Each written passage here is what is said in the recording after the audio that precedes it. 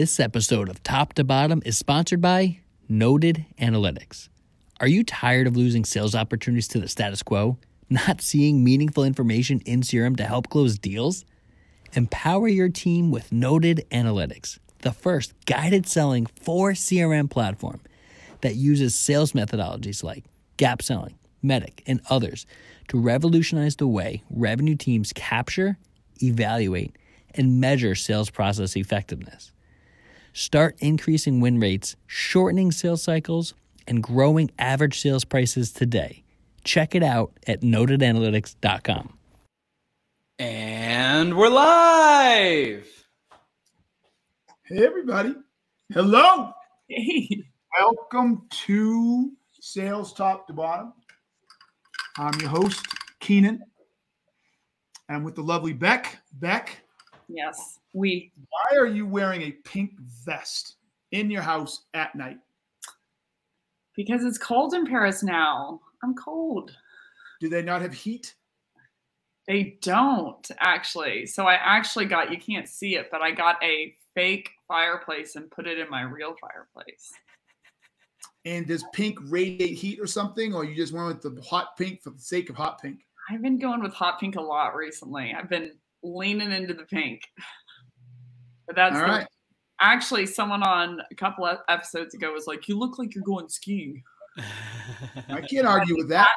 I had the hat and the sweatshirt. I'm just cold. Sorry to hear that, Becc. Sorry to hear that. Cold-hearted, so my body's cold.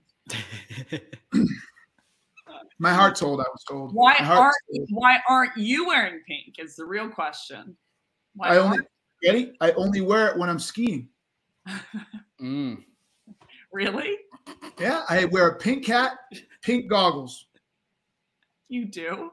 That's my brand on the ski slope. Pink hat, pink goggles. You know what? Keenan, I believe you. I really do. There was nothing to, yeah. Mm-hmm. Well, hey, you know what? With that, we are on to the first. With that awkward start, let's go on to our first section, men. 100%. I think it's just funny how both of us are wearing ski gear and Keenan's the only one that's not. So and it was snowing today. Really? Really? Oh my God. Yeah. It's not anymore, but it was. I've lived in Texas, LA, and San Francisco, none of which were snow. So I don't even really know snow. Yeah, same. Born and raised Texas. Snow only happens once a decade, I believe. That's unfortunate. You guys are missing out. Don't know what to tell you. Hey, with that, we're on to the first segment of this podcast, which is called Gaslit. So this is the segment where we ask Becc and Keenan questions that sales gurus strongly recommend that AEs ask on discovery calls. And they'll say if it's a self-diagnosis question and score the question. So the first one of today is, will solving this problem have any negative impact on blank? Becc, why don't you start us off? Self-diagnosis question, for sure. You're asking for something that they believe to be true.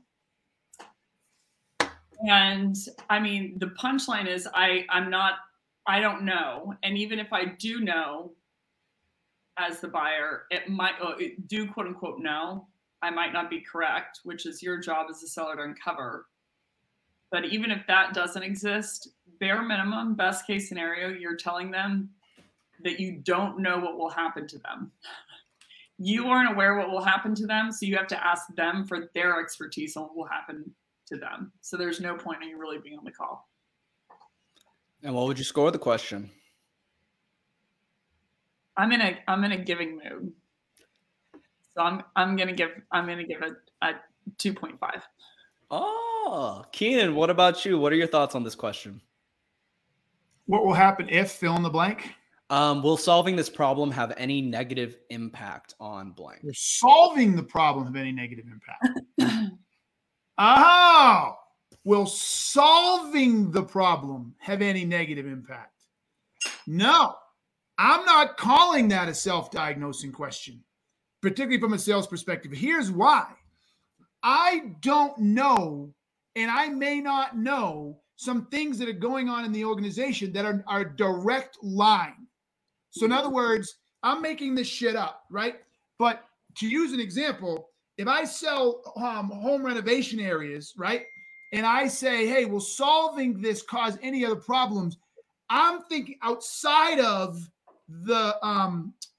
what is known. So it could be, I can't stay in my house for any particular time. I know that's coming, so you have to leave. I may know that you can't use the bathroom. I may know that the kids are all going to crowd into one bed. I could know that. But what I might not know is you've got an aunt or uncle coming. I may not know that you're pregnant. I may not know other things. So I love that question, actually, because there are things that I cannot know that are not a logical path that I want you to tell me so I can help you move through this process. So the minute I heard it is solve. By solving this, could it create anything? There's a bunch of stuff I wouldn't know, and I need to know it, and I couldn't get there on my own. I love that question. I'm giving it at what's my range? 1 to 10. Let's go. It's interesting, but couldn't you ask that in another way? Is my question. In every case scenario that I can think of, you could be more specific. So in definition, it is a self-diagnosis question. You're asking them what they believe to be true. So my question is, if you asked a question like in that case scenario, you're like, hey, do you have anyone coming in from out of town? Do you have any? Yes, I could. Yes, I could. Becc, I could, but it's infinite. That's the point where I like this question. There are just too many things out there that I cannot anticipate that could be messing with it. So no, I like this one. I like this one a lot. You don't like, my view would be it's got to be more specific at minimum. Do you have any people coming into your house, or are you going to have any more increased traffic over the holiday season, or is there anyone that you know that would diagnostically lead to? Yes, I like that. So yes, you can ask that question, Becc. But the reason I'm holding my ground on this one is I can't go through them all. And I'm not solely going to ask them, is your wife pregnant? Are you thinking about getting pregnant? No, I'm not going to go down those roads. There's just too many things that could happen. I agree with you very wholeheartedly that might be some real clear ones I could ask. But even if I ask those clear ones, I still love the question of no. Okay, is there anything I'm missing that could affect this that you're not? Right? I literally want the buyer thinking in this regard. So I'm not client self-diagnosing. You're saying scale of 1 to 10. You grade this as a 10, that you recommend sellers ask that question in specific and discovery to close more deals. Yeah, a 9. Yeah, 100%. Right? Yeah, 1,000%. But notice everybody got to hear this.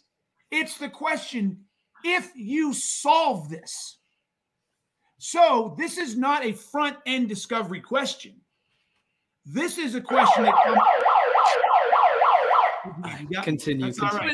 He was wrong anyway. You should have horned him. Oh, spicy.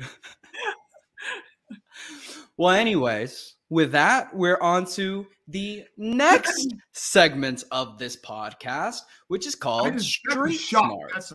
Keep going.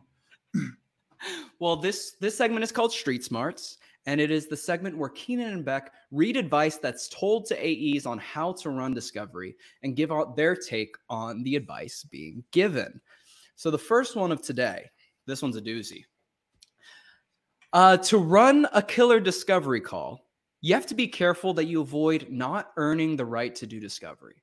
You have to grease the wheels to do discovery. So pro tip, try opening the meeting by telling a great customer story. Then say, enough about our customers. Tell me about your situation. And if you told a customer story that feels like a page from their diary, your likelihood of a great call will triple. Keenan, what are your thoughts on this one?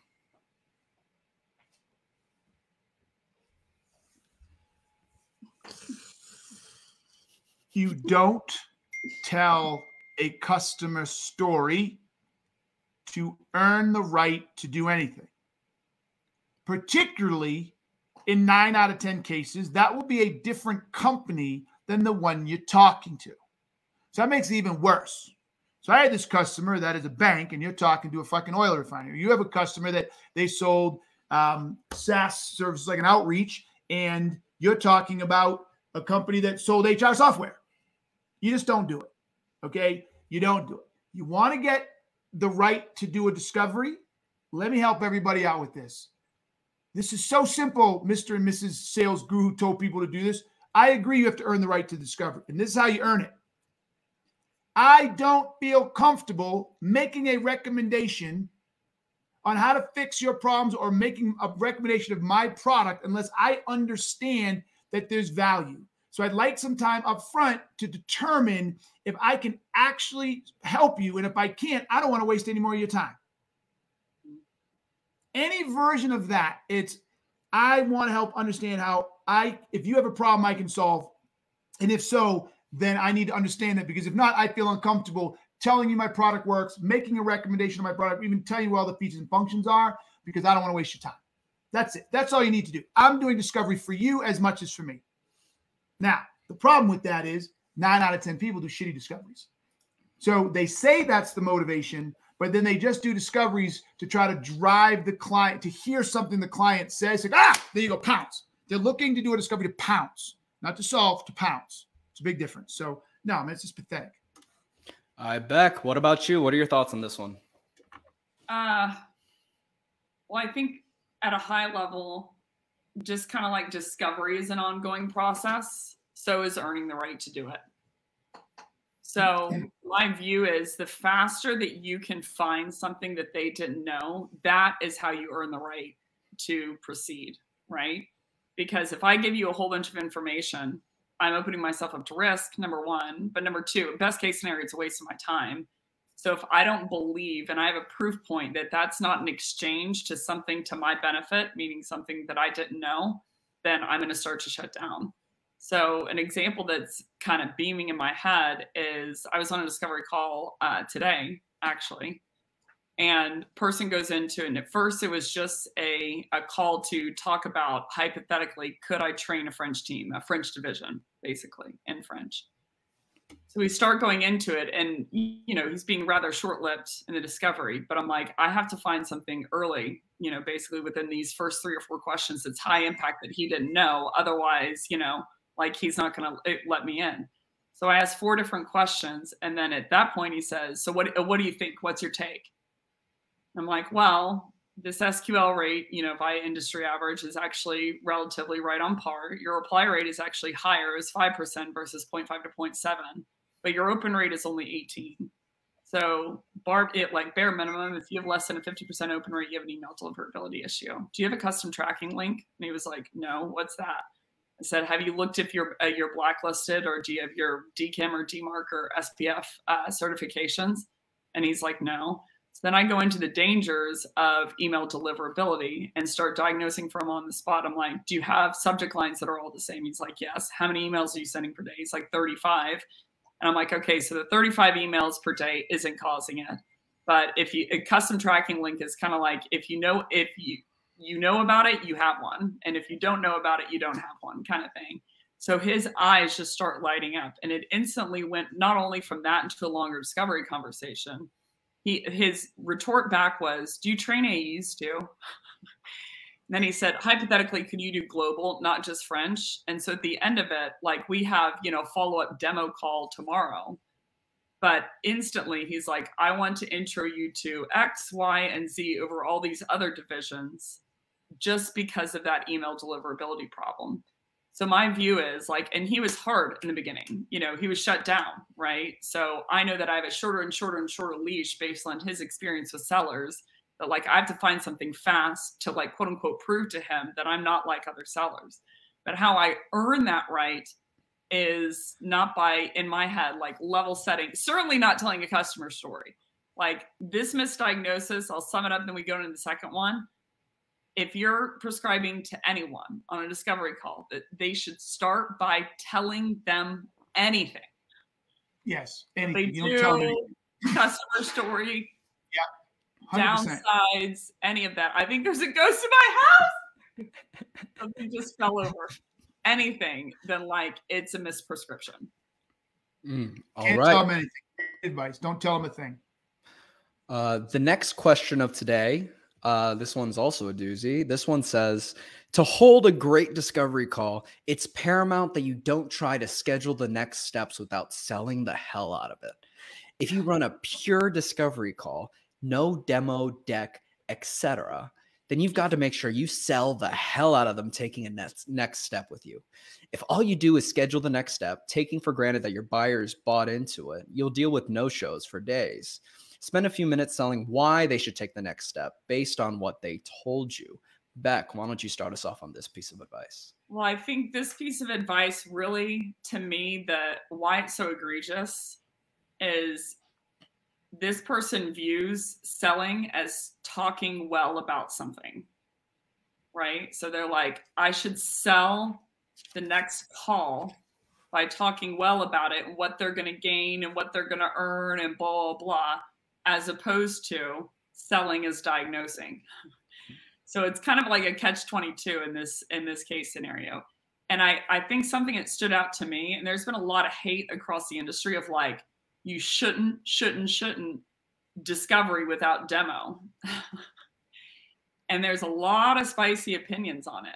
And I'm like, the fact that most people, at least influencers, are scared to run a discovery call without a demo or a deck shows me that, like, simply put, they don't know how to fill up the time. They're nervous that they won't be able to add any value. And the value that they think it is talking about their product or talking about the services that they offer. So, like, in my opinion, simply put, if you run a discovery well, that is the selling of the next step, because how you sold is you found something they didn't know, which they found valuable. So they want to continue that experience themselves by going into the next discovery call or the next call where they can see the demo. So to me, like, the faster you find something, that is the selling, that they can trust you enough and it's worth it for them to open up that data. So they want to continue that experience by jumping on the next call. So it's kind of like the cathexis is like the main point behind why this is bad advice is the person believes that selling in the root is telling, period. Go ahead, Keenan. So Becc nailed it. And what I wrote down is simply the advice that person gave to everybody is you have to sell the next meeting. Screams that they don't actually understand what an actual discovery is. Because if you've done a proper discovery, no selling for the next meeting is involved. And let me simplify this. I go to the doctor and they ask me a bunch of questions and I say, yes, it's been hurting this long. And yes, this has been happening. And yes, that's been happening. And the doctor's like, I think you have pancreatic cancer or pancreatitis. Mm-hmm. And here's what happens if you don't solve it. He doesn't have to sell me or she doesn't have to sell me on the next fucking meeting, dumbass. I'm done. Okay. Fuck, what's the next step? I literally just got off a call, first discovery call about an SKO. Let me tell you, I'm going to get buzzed. SKOs aren't too complicated. But within a minute, he's like, all right, so what do we do next? I didn't have to sell him anything. Hit me. Keep going. Hit me. Keep going. Yeah. Keep going. I didn't have to sell him on the next meeting. He was like, okay, what's the next step? Because it was crystal clear. It was crystal clear. Mm-hmm. Yeah. They're selling you on the next step. Yes. Like if I believe through your line of questioning, yes, that you have expertise, I want the next step. Well, a step further, Becc. If I've got you to see through my discovery and questions that you have a problem that needs to be addressed, if by default, if you don't ask what next steps are, you're accepting the ownership and continuation of the problem. The only way to solve the problem is say, okay, how do we move closer to solving it? So I've done a proper discovery and you admit you have a problem and you admit through your answers that you can't keep this problem, then by natural, whatever the word is, you're going to say, okay, what do we do now? Because we have to fix this. Mm-hmm. Especially if I don't have the diagnosis. It's like you take these online quizzes to find out where you're at in relation. Yeah, Like, I know, but I want the diagnosis. Yes. Yes. Especially if I believe your questions aren't leading and you have credibility to the way you asked them. Mm-hmm. Yes. Very well said. All right. With that, we are on to the next segment of this podcast, which is Take it or leave it. This is the segment where I introduce common sales tactics, and Keenan and Becc let us know whether they would take it or leave it. And the first one of today is hiring a sales enablement leader who's never sold. Becc, take it or leave it. Keenan. I was trying to form the words Keenan. Leave it. Leave it. Leave it. I mean, I think that a fundamental understanding of the role would be paramount, but I don't think it's the only thing. I think that you need, just because you're a good seller doesn't mean that you know how to coach, doesn't mean that you know how to train, doesn't mean you know, instructional design, how people learn, the instructional pyramid or the learning pyramid. But I'm definitely a leave it if they haven't sold before. All right, Keenan, what about you? Take it or leave it? 1,000% leave it. 1,000. Now I'm flexible enough. I can't see a path this direction.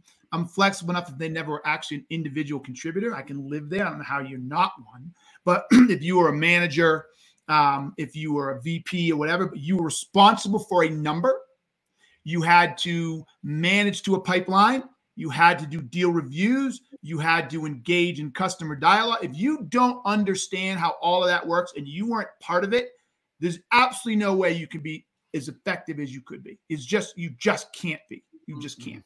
You cannot read a book to figure out how to do sales enablement.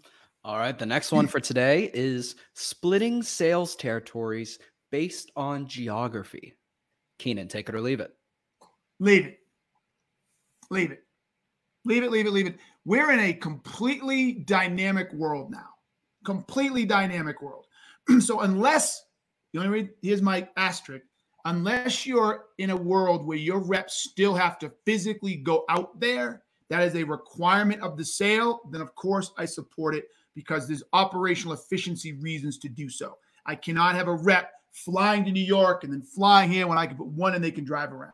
So yes, if you're in medical sales and you have to go to the hospitals, absolutely. But outside of a physical presence as being a key element of the sale, absolutely not. Absolutely, positively not. It's a waste. I Becc, what about you? Take it or leave it? Yeah, or one accord. I'm gonna leave it for the same reason. The only thing that I'd add on top of that is, well, what it can cause is your reps are like, I don't have a good territory. Brendan has a better territory than I have, and kind of fights back and forth and uneven splits. The only thing that I'd add that is a case that I could see that there's value in doing it is like international versus, there are different customs, traits about the people specifically around the thing that you sell. Like if I sell ski jackets and I'm in, I don't know, like Sahara Desert, right? So even though you can sell remotely, I feel like there's an inherent misunderstanding. Like for me, if I sell ski jackets and I've never even seen snow, it's going to be a little bit harder of a climb for me to understand what that cold feels like, what it feels like from the buyer perspective. But I think those are very, very niche cases. So by and large, yeah, I'm gonna leave it.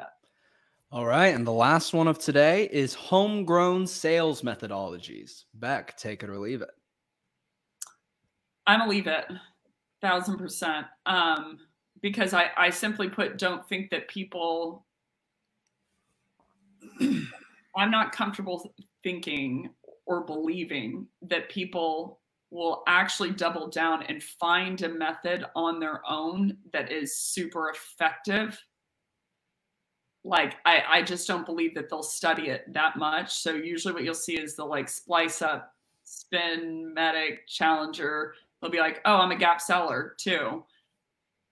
And like mastering any one of those is going to be very, very difficult. And when you hybrid them together, you essentially have no methodology. And people are unaware that they don't whenever they do. Keenan, close us out. Take it or leave it. Oh my gosh. So it's a leave it. And I'm going to start with the motive. Why? Why do people build? Cheaper and they think they know about sales. What Becc said. They think they know about sales. They think they know. What Becc said. Wait, first of all, we have 33 seconds left on the clock. No, we don't. Does it show you 33 seconds? To me, it shows 0. 33 seconds. 0, 2. No, 0, 0. Oh my gosh. Well, hey. Play. With that, we are on to the next segment of this podcast, which is The Inbox. this is the segment where Keenan and Becc answer questions from our audience. And to help with that, we have our trusty new friend. I was like, why is he so short? Oh yeah. And now I'm looking at the clock. It still says the same thing. 17 seconds left. Keep going. Min's magical mailbox. That's beautiful. That is beautiful. If you zoom in, you can see my face photoshopped onto Gandalf. Yeah, that's beautiful. Min's magical mailbox. Stickers are incoming. I'm getting them designed. Still, I like that. I like that a lot, a real lot. Well, hey, here's the first question. This one's from Bill Dennis, who works in backend automation. He asks, in prior episodes, it has been said that cold outreach is not as effective as in years past. Keenan's a dead. With that in mind, if it's allowed by your company, what are your thoughts about self-promotion advertising to bring inbound on an individual level? Keenan, why don't you start us off with this one? I'm concerned because I don't think I understand what self-promotional advertising is. My head goes to, what is that? I Love You Man, where he basically puts his face on urinal cakes to someone. Yeah. Personal branding, I would think, would be. I'm assuming personal branding. Personal branding. Okay, so this is personal. Okay, so everybody knows how I feel. Like, I absolutely think you should be creating content. That's what I think. So if I wouldn't build content around me, right? I'd build content around what I sell, the problems my buyers solve. Absolutely. Rachel May, who works for me, she coined a great phrase or term the other day called lighthouse content. I loved it. Lighthouse content. What does a lighthouse do? It draws ships to them and lets ships know where you are and what's going on and draws your attention to it, but also helps you avoid hitting things. But so, yeah, I'm 1000%. And I'll go a step further. If your company doesn't let you leave. No company has a right to tell you that you cannot create your own content. And they technically can fire you, then go. You do not want to work for a company that's going to fire you because you're writing content on your own time. So absolutely, I'm full on, especially in today's world. The more attention you can bring to the problems you solve, the issues you're having, that your company solves, et cetera, the better off you are. All right, Becc, what about you? What are your thoughts on this one? Well, I'd have to ask a lot of questions. Like, I don't know what this person sells. I don't know if it's B2C or B2B. Usually B2C, it's going to work a lot better, like the promotional content. But the thing that kind of scares me about this question is you said that in episodes past that cold outbound isn't working anymore. And that's how they're drawing the assumption.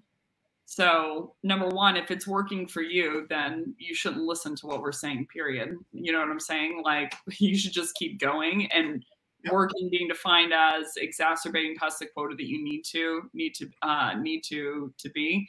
But I would say that at very, very minimum, even if you're going to personal brand and do all that, I would implore you to focus on diagnosing why your outbound isn't working.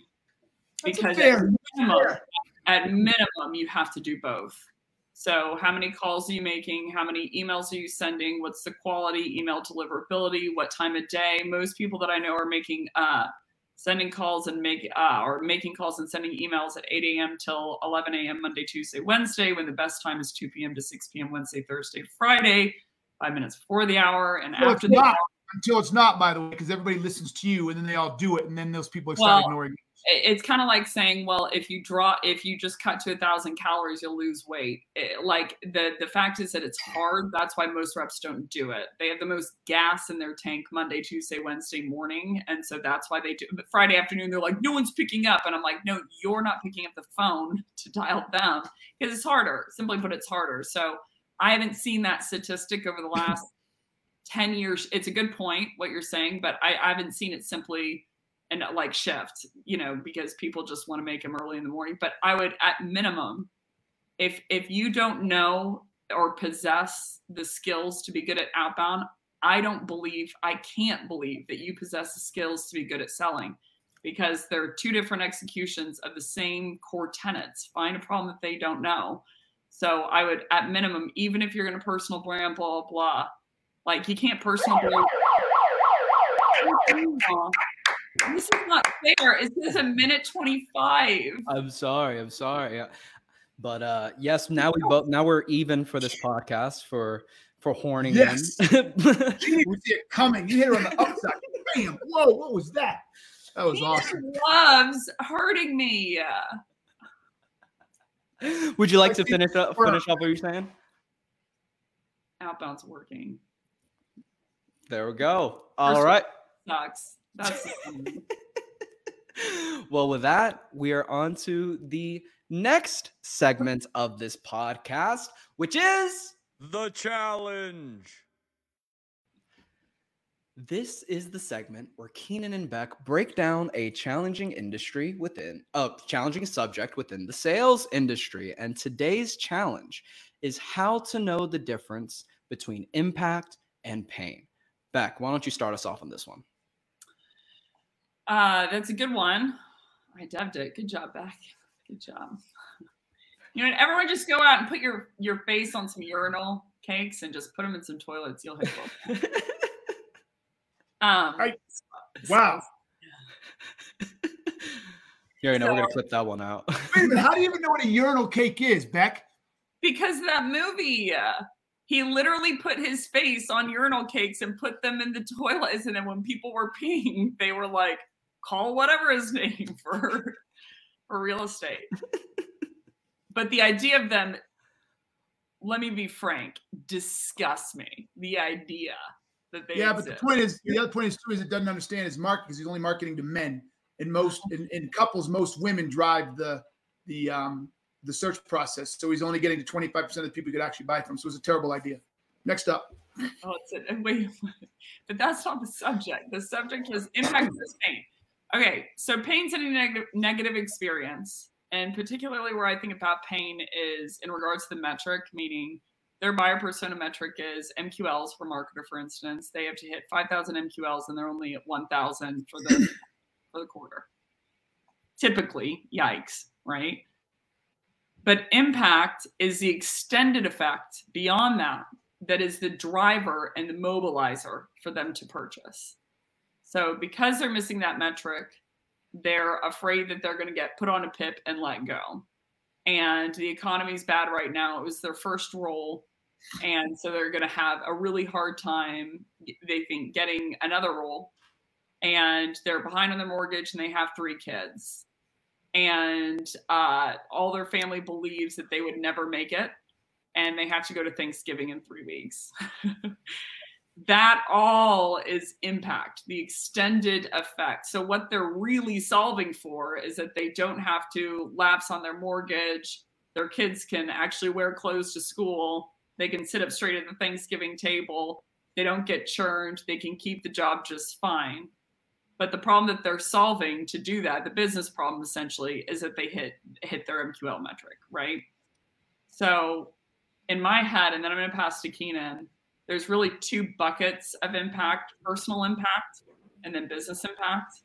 Personal impact is going to be broken down to 3 different types of impacts.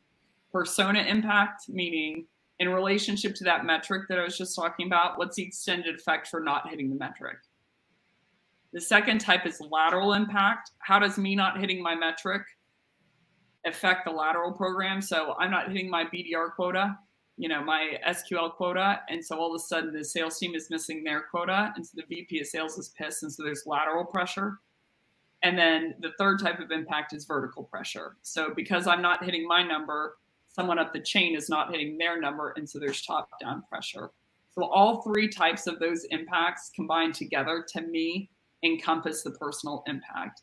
But it is always personal, meaning it is always anchored to the person and how they see things. What's going to happen to me if this thing continues to exist is always going to be the mobilizer to get someone, to start moving. So how does that lateral effect impact me? The VP of sales being pissed impact me. My SDRs can't go on to be AE, so I see churn, and now I'm behind in my metric even more because I got to ramp people.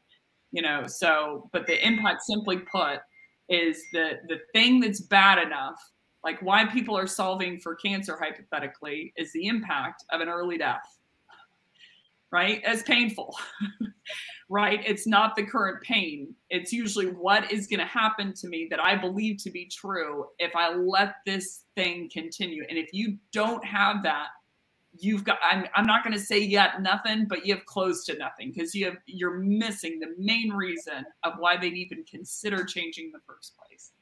Keenan, what do you think? Nothing to add. What?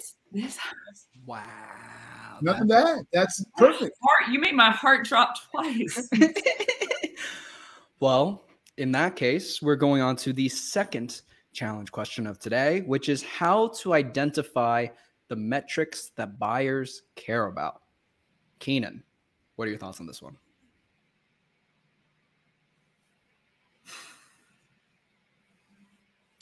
I think I would like to change the question, modify the question. Is that allowed? So yeah. What I mean by that is, how do I understand, what did you say, the KPIs? Is that the word you used? No, how to identify the metrics buyers care about. The buyers care about. That I solve. That I solve. Because if I can't address a certain metric, then I have no business talking about it. None whatsoever. So that should be pretty easy. Because if I solve, well, I solve sales problems, right? I would argue you can't have a product if you haven't already thought about what problem your product is solving. So in my opinion, the only way that this exists, this environment that you're talking about, how do I figure out the metrics that matter to these people, is if you were hired into this position and your company didn't tell you what it is, now you got to go figure it out. Because that's why we have what we call the problem identification chart, right? The problems are an extension or an undercurrent, or whatever word you want to use, of the metrics that organization leverages in the area of which your product or service helps. So if I'm an accountant, one of the problems I solve is overpaying on taxes. Why do I know this? Because that's why accountants showed up on the scene. One of the reasons. Okay. I'm an accountant. Another reason, a problem I solve is of losing track of money. Why were accountants created in the first place? People couldn't keep track of their money. You see what I'm doing? So every single product or service existed because there was a problem in the market and someone came to solve that problem. So in my little bean, I don't even understand how you can be in a position of selling a product or service if you don't know what those metrics are, because the problems you solve are directly connected to those metrics. So in my little bean, the only way that happens if you were hired into a job and the company, all they told you was all the shit that their product does. And so it's spewing that, and they never actually told you why those features matter. And so I'd like to think you're smart enough to re-engineer it or learn it on the fly. If not, go back and ask the fucking product manager. Becc, what about you? What are your thoughts on this one? Yeah, well, I think, to your point, that is a position a lot of times that they're put in. It's like, here's all the, in my head, there's two types of metrics. Well, there's three types of metrics people care about, but I want to draw a line in the sand between two. There's lagging indicators, and then there's leading indicators. So a lagging indicator, simply put, is the output that someone is hired, fired, promoted, demoted to drive. Quota attainment, booked meetings or SQLs. MQLs, cross-sell, upsell, renewal, churn, employee churn. A leading indicator is a real-time metric that you're on the right path, but is not the lagging indicator itself, right? So let's say no-show rate, for instance, or open rate, or reply rate. Pipeline. And yeah, pipeline, right. So like the difference there is a lagging indicator is the output that shows whether they're good in their role. That's where I'm anchoring the business problem. The leading indicator is used to diagnose what root cause is wrong and if it was improved. So if I think my root cause is email quality for my SQL problem, I'm going to assume that because of a bad open rate and reply rate. And then if I change my email quality, I'm going to look to that metric to understand if I improved it at all. Did I make it worse? Did it get better? And what was the margin? So it's really like a diagnosis metric. Buyers care about both, but they anchor the problem around the lagging indicator. And they look to the leading indicator as like almost like the real time, clickbait junk food. And if you don't know both of those for the buyer, you don't know how they're anchoring a problem at all. So I would push people to just find out what both of those are for every buyer persona you serve and anchor the problem around that and find out both.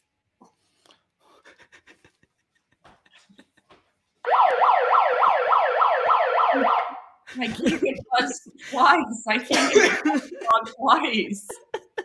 I figured it out, by the way, what crashed in the background. It was not a ghost for anyone who was worried about me. Not that anyone Because that's what everybody was thinking. Oh my God, the ghosts are back.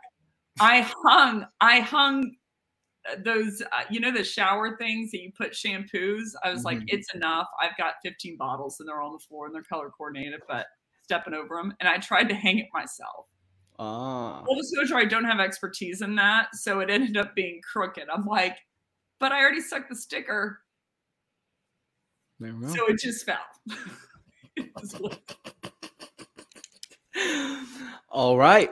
Well, glad to know it's not a ghost, a French ghost, Yeah, French ghost. But with that, we're on to the next segment of this podcast, which is... Oh, listen, just one more thing. This is the last segment of our podcast where Becc and Keenan share what's on their minds and give us their closing thoughts. Keenan, why don't you start us on this one? What is your just one more thing? I'm changing it. I had something. I'm changing it on the fly. I want to talk about ghosts. I think ghosts are the greatest example of the human fucked up psychology because everybody's afraid of ghosts. And everybody will tell you this. Everybody will tell you they've seen them, or everybody says they believe them, or they've seen them, or they're afraid of them, etc. But they're scared of them.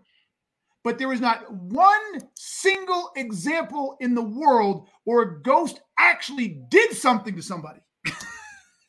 Like no one has ever said a ghost touched me and hurt me. No one's ever said a ghost carol. What about a Christmas carol?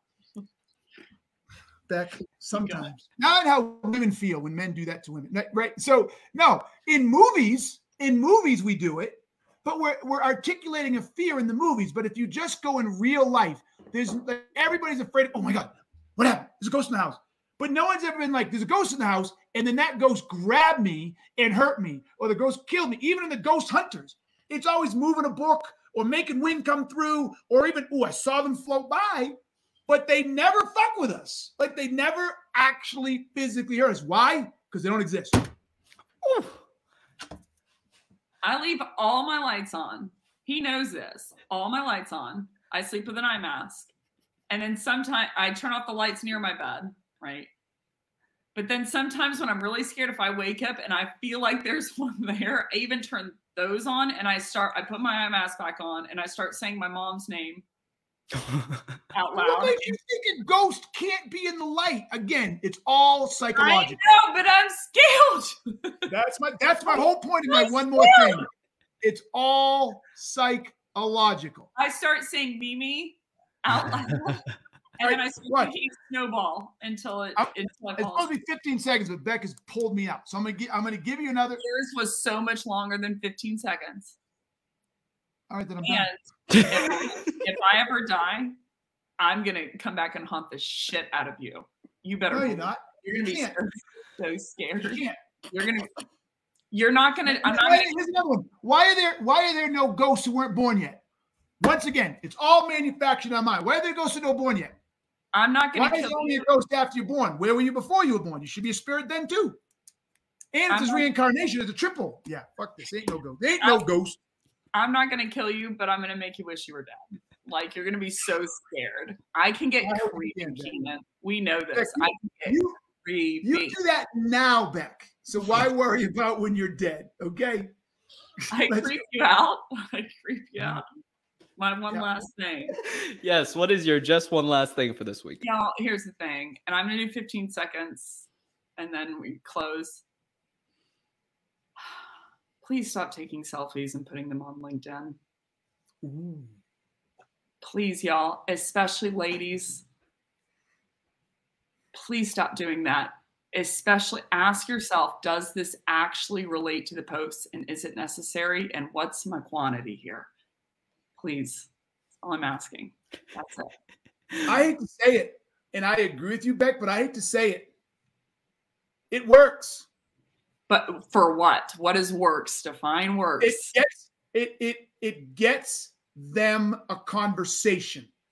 So now they have to filter through a lot of the garbage, and I'm not advocating for it. Oh no. I'm explaining why women do those stats of like it gets them a conversation, but do they close? Do they respect them? Do they? Oh, I bet it does. For the smart ones, I bet it does. 1,000%. I bet it's an incremental ad how they're normally doing it, but if they put a picture out there, and if they're attractive women, more men read it, and then more men remember who they are. And if a man has an actual on a business platform, why are we doing that? Why? Becc, Becc, I am not disagreeing with you. This is where you need to be flexible. I'm not disagreeing.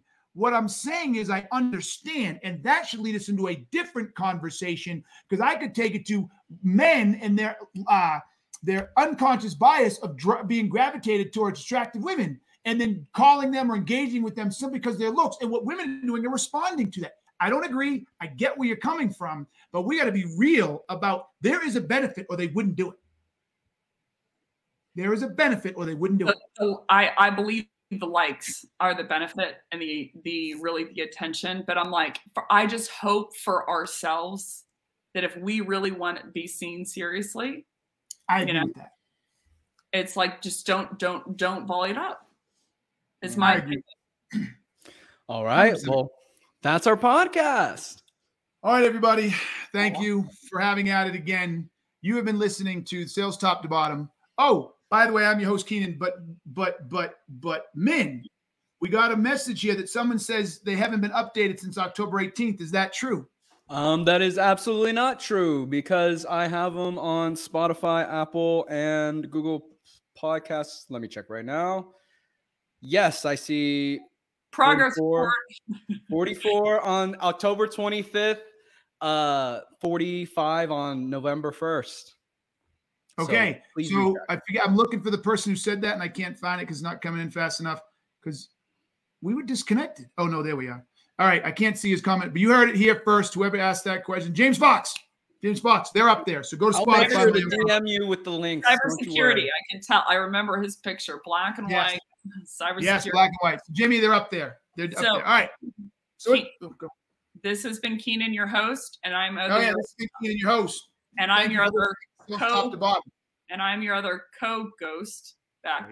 See you next week. Peace. Thanks for watching the Sales Top to Bottom podcast with Keenan and Becc. Subscribe to our YouTube channel for more sales content.